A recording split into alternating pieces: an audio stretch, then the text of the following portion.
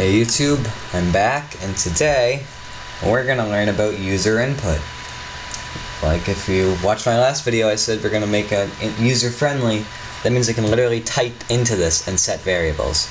So I'm gonna delete all this for now. All this. And what we're gonna do is we're gonna make it so you'll type in your name, it will say your name, then it will say what's your age. You'll type in your age, and it will say your name, and it'll say who is whatever your age is. So pretty much what we're gonna do is we're going to do another set command, and if you remember, we have set regular, like just this, /a to add, but now to get user input it's actually /p, and I guess you can use this like player or person. That's how I remember it. Then type a space, type the name of the variable, so we're going to call it temp because it's a temporary variable. It doesn't, actually no, I'm not going to call it temp, I'm going to call it name, equals. So the person's name equals, and whatever they'll type after that equal sign will be set as the name. And this is a little tip kind of to make your files look more professional, is you can actually type stuff after this equal sign, and it won't set that to be the variable because we have the /p here, which is preventing that from happening. So we can type in name : space, make it go pretty. So that will show up name : space in order to get to type in stuff. So the next one is name, and then we're going to do age equals age. And this is something really cool. I actually came up as I was starting this video. Like I literally pressed start on the video and I said, I could do this. And this is actually experimental, so I don't know whether it's gonna work or I can't speak. Wow, talking a million miles an hour. Okay, calm down. I don't know whether or not this is gonna actually work, but I highly doubt it won't. So I have good feeling about this. So what we're going to do is use our if statement that we learned in the last video. If %age% equals 0. And if you remembered a couple videos ago when we were talking about variables, if a variable is text or like a letter or a symbol, it will automatically be set to 0. So I highly doubt that somebody's age would be 0. So in this case, they must be typing in letters.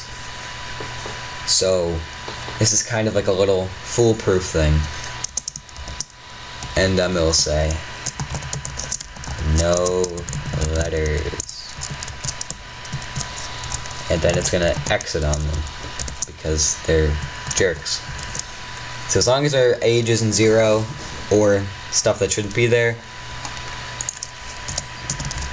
I'm gonna add that. They should be fine. And now that we have our user input, we can do hello, your name, age,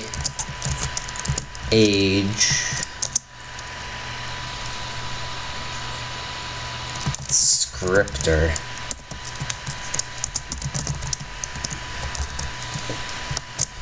so this would work, I hope. I'm not sure about my 0 thing, but so my name, my age. I'm going to start by typing in a normal age. This is not my actual age. Over 9,000! So hello John, who is I forgot to add a year old, but you get the picture, scripter. And that worked. It took my input.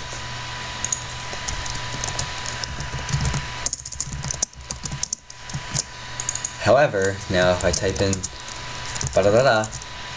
well, that didn't quite work now, did it? Well, experimental design. Who knows? Well, whatever. At least you get the picture. You can, I'm